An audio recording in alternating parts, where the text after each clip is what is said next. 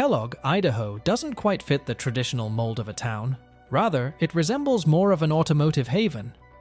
With a population of 2,255, the local powerhouse, Dave Smith Motors, employs approximately 400 individuals. On any given day, the number of cars adorning its lot may surpass the actual residents of Kellogg. It's crucial to note that these aren't your typical run-down vehicles from yesteryear. Instead, they are gleaming brand-new Ford Super Duties, ranging from $70,000 to $100,000. This stands in stark contrast to the town's median household income of $35,000, which is 30% less than Mississippi. Kellogg also lacks proximity to major centers, with just 12,000 people residing within a 20-mile radius, and the nearest major airport in Spokane, Washington, requires over an hour's drive.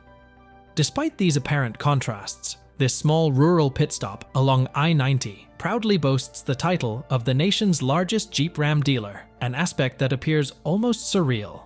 Taking a brief drive through Kellogg, a mere 2.5 minutes, reveals the expected establishments of a town with 2,000 residents. A diner, a post office, and a hardware store. Surprisingly, a modest shack multitasks as the city hall, police station, and zoning department. The current mayor, at 81 years old, oversees these operations. Suddenly, amidst this quaint setting, rows of immaculate Chrysler, Dodge, Jeep, Ram, Chevy, and GMC trucks materialize.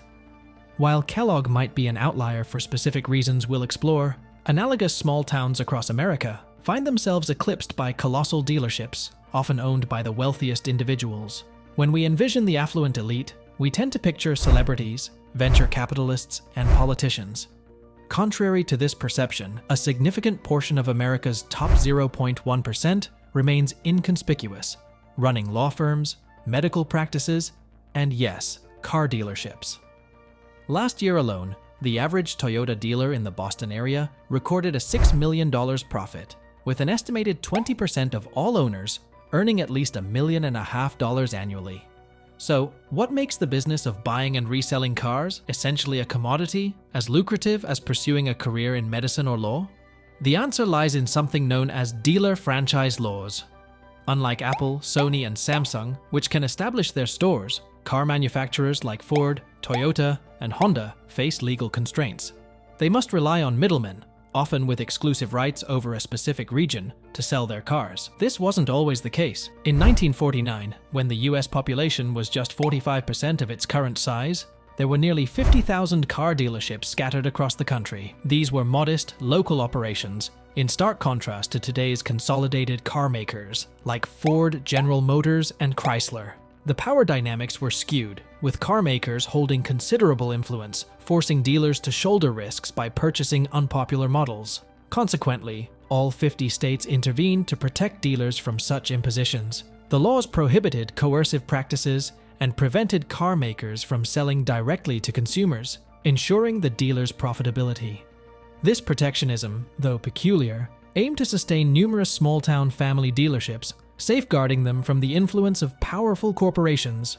Fast forward to the present, and the balance of power has unmistakably shifted. Lithia Motors, for instance, raked in $30 billion last year, surpassing the global revenues of Subaru and Mazda, and trailing not far behind Volvo. The average dealership now boasts annual sales of $71 million, and the average new car price surged by 40% between 2015 and 2022, primarily due to dealer markups. The era of mom-and-pop dealerships seems like a distant memory. The question arises, why do the laws across all 50 states continue to favor Lithia, a $30 billion corporation, over Subaru, a $28 billion corporation? The answer lies in a simple reality. Nearly every state legislator has a dealership within their district. Dealers play a pivotal role in local communities, sponsoring Little League teams, contributing to Meals on Wheels, and sustaining local newspapers through advertising. In Nevada and Arizona, the average dealer employs almost 100 people, with car sales constituting around 20% of all state sales taxes. The National Dealers Association wields substantial lobbying power, making dealers an influential political force. Enter electric vehicles. In 2013, Tesla disrupted the market by choosing not to sell through traditional dealerships, which it argued harbored biases against electric vehicles, EVs. Dealers, who predominantly derive their revenue from sales, arguably have no incentive to promote one make or model over another. However, their profit model involves not just selling cars but also providing mechanical services. Historically, most of their income stemmed from parts and service rather than sales. Given that electric vehicles require less maintenance, dealers stand to lose about 40% of aftermarket revenue.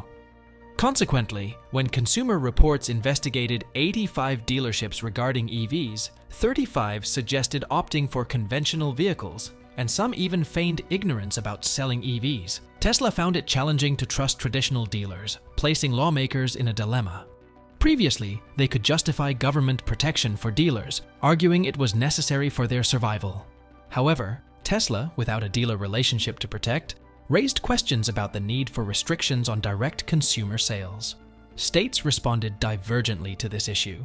In Michigan, Tesla can market its cars through showrooms, offering test drives, as long as the actual sale occurs out of state. Texas requires exporting Tesla cars out of state before re-importing them for local buyers, with salespeople prohibited from mentioning prices or directing buyers to the company's website. In Connecticut, Tesla drivers can lease but not buy, while in New Mexico, the company established dealerships on tribal land, exempt from most state laws. Some states have made special concessions for Tesla, allowing it to open up to 3 dealerships in Ohio. Despite the peculiarities of these laws, they've begun shedding light on the questionable practices of dealers. Gradually, momentum is building in the opposite direction. Ford and Volvo recently unveiled plans to sell vehicles online, with slow and painstaking price negotiations becoming outdated. Hyundai is set to sell cars on Amazon. After nearly a century, the dealer monopoly appears to be on the wane. Similarly, traditional media companies no longer monopolize top-tier entertainment. Hope you enjoyed this informative content. Subscribe to get more informative videos.